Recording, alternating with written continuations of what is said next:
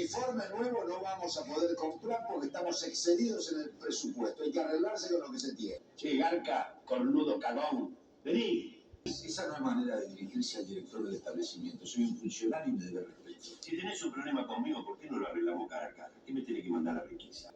La requisa es un procedimiento legal y constitucional que se realiza rutinaria y periódicamente en todas las cárceles del país. Más vale que aparezca todo lo que se llevaron. Pero te cuento que lo que no me pudieron quitar es esta. Y a vos ese pajarraco viejo no te sirve ni para mear.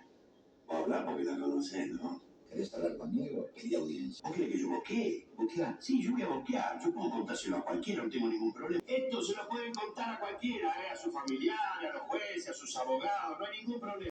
Acá hay que poner la tarasca dentro de un sobre y dársela al dueño del circo. Si querés arreglar las cosas, venime a ver, forro, pelotudo. No es culpa, parecía un imbécil.